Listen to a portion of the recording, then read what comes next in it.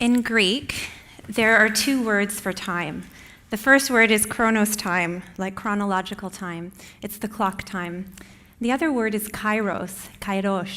And kairos is more like the artist's time, the flowing time. It also means in right timing, and that everything has its own timing or right timing, and it's not by clock time. It's more the rhythms of life and the rhythms of time. And I find that very reassuring. I find there's a momentum in the world right now that's very connected to faster is smarter and bigger is better, and there's not enough time, that time is running out, that there's an urgency to time, and there's fear around it. And when I think about kairos time, I think about the sense of getting lost in time, and that time is actually holding us in a generative way. And I've been introduced to a momentum of timing that's quite surprised me, because I've quite associated myself as a kind of a creator, someone who helps get things going, who can lead in kind of exciting ways. But the momentum that I've been introduced to is the extraordinary quality of time and of life in the cycle of dying. And this is something called the panarchy loop. And again, a Greek word, pan means all or one, or the god Pan was the god of the wild. And archy, like hierarchy and panarchy, archy means structure in Greek. And so this is a beautiful way of looking at, there's a structure or an architecture to the wild or to the wholeness. And this is actually a kind of snazzy model that we often use in social innovation, but it comes out of ecological systems. But if you look at the green over here, reorganization, that could be like the new seeds of an idea or the new seeds of growth. And then we try and grow things. We try and grow our organizations and ideas. We give them roots or new structures so that we can really build a future for that organization or that innovation. And the idea often is to create a kind of a project or an initiative or an institution that has systemic impact, that has a large-scale impact. So for example, a government or a healthcare system, or a large NGO like the World Wildlife Federation. Those have kind of a systemic impact. But the one that I've been spending time in, quite surprisingly, is this back loop here, this S loop underneath, which it says release, but it's also creative destruction or letting go, or you could call it dying. And I find this also very reassuring, that there are cycles, there are natural cycles that we go through, and we have hard times or when things collapse. There's always a movement out of it at some point. And this is a very natural way also of looking at timing. There's a right timing for everything. So I was invited in 2008 to be the executive publisher of a really interesting magazine called Ascent magazine. And it's a Canadian magazine, really pioneering in yoga, social change, and art. And at 9 years old, they were asking a very important question. They were asking the question, what does it mean to be sustainable? Truly, at 9 years old in the publishing industry, they were really wondering what's next. And so I came in thinking, we'll really get things going. There'll be this bright future. And we discerned in the first 8 months that actually to be sustainable is to know when and how to die. When to know how to let go of the form that you're currently in, to release that energy and find the new form eventually. My first reaction was, oh no, I failed. I thought I could do something quite different, but actually it was giving me and the whole team there an opportunity to practice something absolutely essential, which is to know how to lead in different times of the life cycle, not just in the growth stage, not just to get things going up, but to see that in the back loop, there's actually a huge amount of life and knowledge and wisdom that can be gleaned. So what we did is we created, well, first we were working ourselves out of a job, which created a bit of anxiety. But so we created a practice called conscious closure, which would be an organizational practice, a business practice, but also a yoga practice of closing a magazine. And I'll tell you a bit more about that in a minute. After we closed the magazine in 2009, I closed 20 years of my own life in Montreal. And I actually learned a lot from the collective process of closing about my own need to close things in my life and to start new chapters. And I was invited to Jerusalem, of all places, not a place that I'd ever thought I would ever go to, because I fell in love with somebody. So there's no better reason to move across the world but for love, but love in a conflict zone. And I went there at a time, 2009, 2010, when the Arab Spring opened opened up all across that part of the world and into Europe, where I don't know if you recall, but all the protests in Europe in the squares.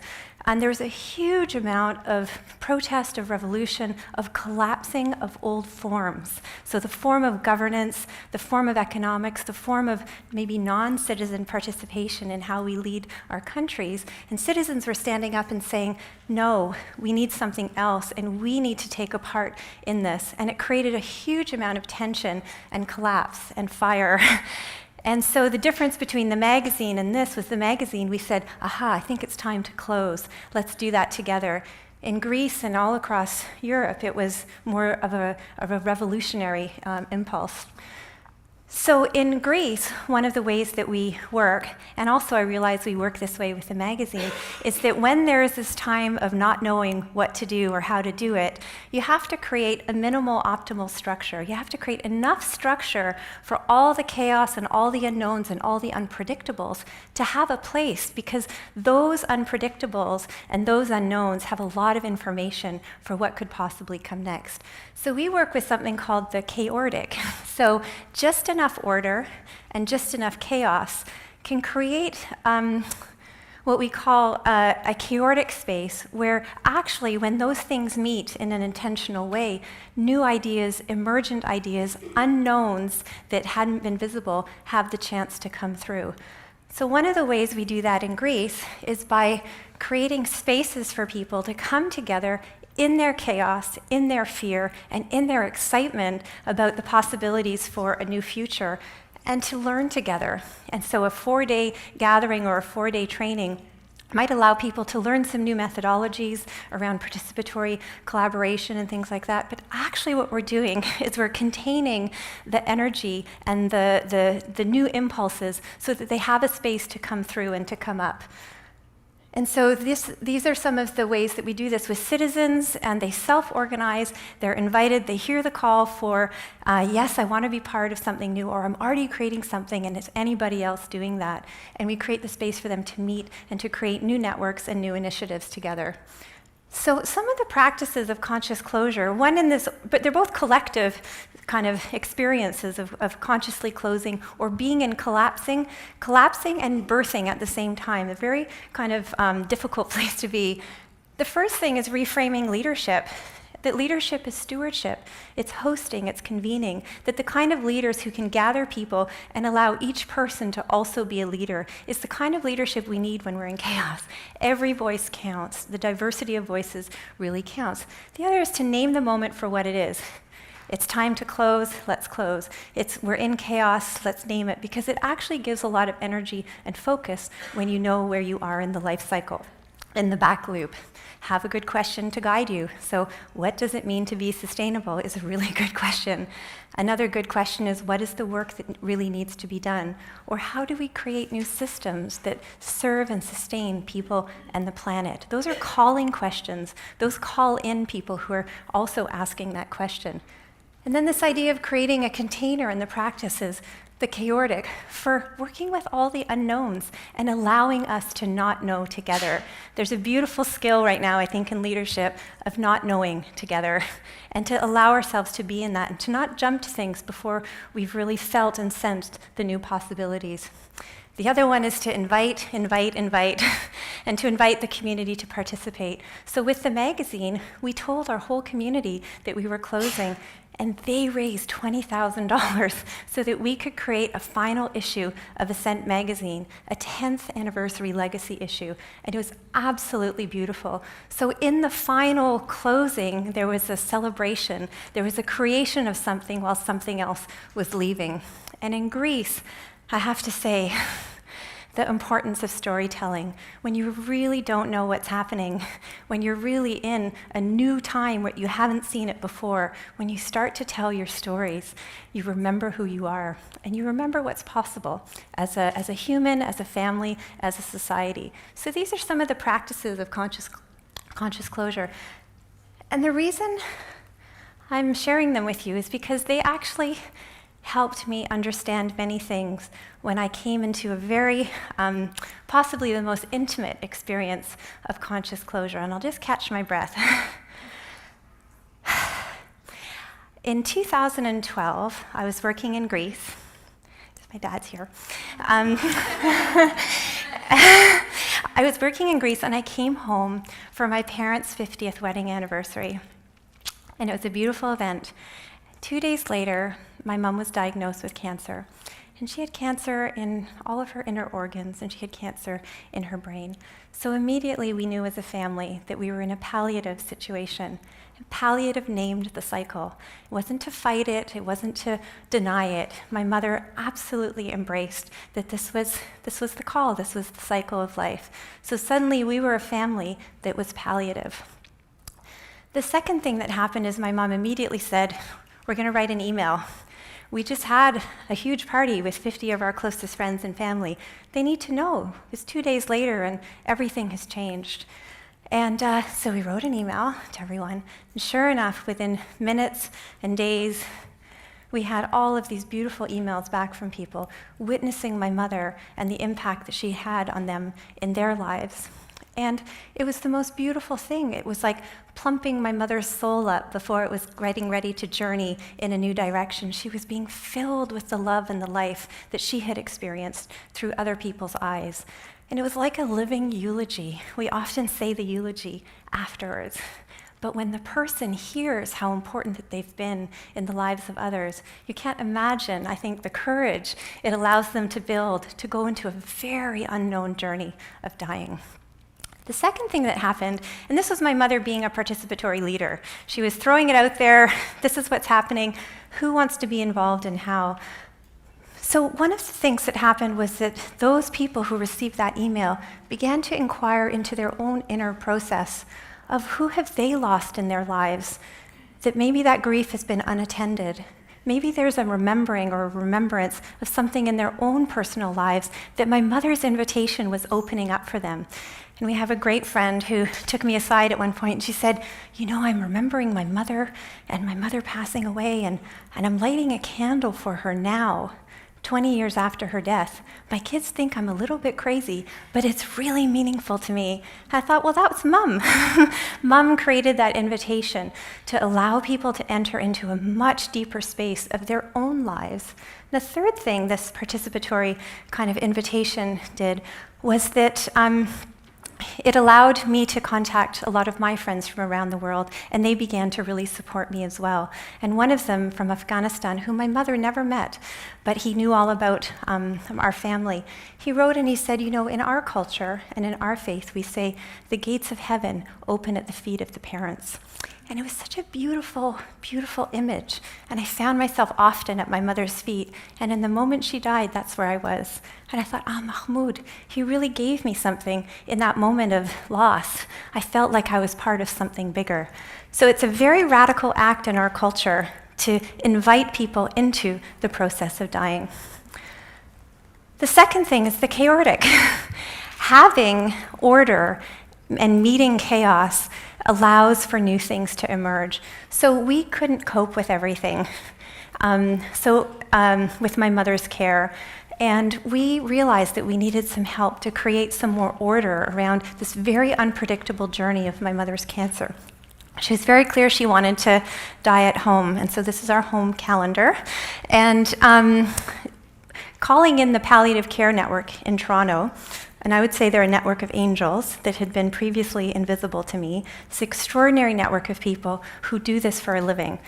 And so we created kind of an order, a structure to her daily care, which allowed us to enter more into the emotions and into the kind of less tangible, more irrational experience of knowing that a mother is leaving, that a wife is going to be leaving. And so two things happened. One was that the practical was taken care of. And then this kind of more mythological life started to emerge, this more kind of poetic, and this is what I call the wild life and dying, the opening up into these different elements of life that we don't usually have participate with us.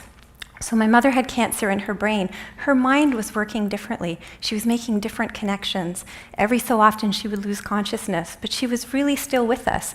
But she was with us, but she was also in other places. I haven't met those places yet, but there was a sense of her being with us and also moving. So one day she said to me, Vanessa, you can't hang on to life And you can't hang on to joy. And then she quoted Yeats. She'd never quoted poetry to me before.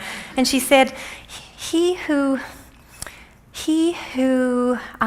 kisses the joy as it flies lives in eternity's sunrise. And she was saying to me, it's a very, very deep thing. She was saying, don't hang on to me, but also in your life, know how to kiss the joy as it flies. Know how to live in eternity's sunrise. Know that there are these natural times of being in life and letting that life go. And she said it with such ease. But she was also, I think, remembering her father, who was a poet, and her mother, who was a librarian, and she grew up in a very literary household. And suddenly she was with this other world, her childhood, her ancestors. She was bringing all of that in. And the second thing was when she said to me, Vanessa, I came back with a haircut and darker hair somehow, and she said, you're my dark daughter. And I said, oh, and she said, no, I had a dream about you last night. She'd never, ever told me about her dreams. And she said, we were traveling, we were in a dark place together. And I immediately thought of the myth of Persephone and Demeter, where the young maiden gets taken into the underworld, and she has to taste the fruits of the underworld in order to grow up, in order to come back up as a woman. And when she comes back up as a woman, the spring comes, and every winter she goes down into the underworld. And that's our seasons, the spring and the winter, the cycling of life. But for me as a daughter, my mother saying that to me, I felt it was part of an initiation of her coming into the crowning of her life, the crone. And I was coming into this other part of my life of being a woman, having been initiated into some of the subtleties of the underworld, of this subterranean life. That's my little cousin Luke, when my mom passed away. So one of the other things is this paradox between grief and celebration. That in this back loop, the S loop, in this period of being between, things that are alive and things that are just germinating, that there's a lot of paradox between grief and celebration, between living and dying, between the sense of the body receding, but a bigger life emerging, or a sense of the bigger life. And what I mean by that is the more mythological, maybe the more archetypal, maybe these more irrational kinds of feelings. And in those paradoxes, I think, are a huge amount of wisdom. And to live in those paradoxes is really important. And so one of the things that I witnessed that was a paradox was seeing my parents completing their marriage contract. And they'd been married for 50 years. And I saw them understanding what it means to say, till death do us part, that our contract in this form is complete, but there will be another form. And there's a paradox in that. It's like life ends, but all of the essences of the life that's been lived, it doesn't end. It's in everything. It's in every cell of our body. And it was the most extraordinary thing to see my parents ending their contract. But then my father recontracting with life, and he's 79, and he has entered a new stage of his life, but with all of the love and all of the tangible stuff that happens in a 50-year marriage. It's not gone, it's just in a different form now. So I think that there's a really important lesson in knowing how to be in the not knowing how to be in the darker loop, that time of letting go of what we know and being aware and present and receptive to the things that we don't know, because those are the seeds for the pathway forward. And in my work in social innovation, there's a huge focus on getting going and getting things done, but actually to pay attention to the essence of life that emerges in being very, very with the season that you're in is an extraordinary act of courage, because it's countercultural and it's radical. And yet what I've seen in the work in Greece, what I've seen in our work with the magazine, and what I've witnessed in my own family is that there is a huge amount of alchemical life that we need to pay attention to, and we need to have a relationship in order to move into that next stage of our lives, whether it's maturing as a human or maturing our global systems so that they serve people and they can sustain the planet. And I'll just end with a beautiful quote by the poet Mary Oliver. And she says, I have something like, everything must die and too soon, but tell me, what will you do with this one wild and precious life? What will you do with this one wild and precious life? And my invitation to you is to feel the wildness of your life and to allow the things that you need to let go of be wild and inform you so that you can come into the next stage, whatever it is, with a huge amount of wisdom and a sense that you're a part of an enlarged life, that your life has enlarged because you've touched on some of the less visible elements of life. Thank you.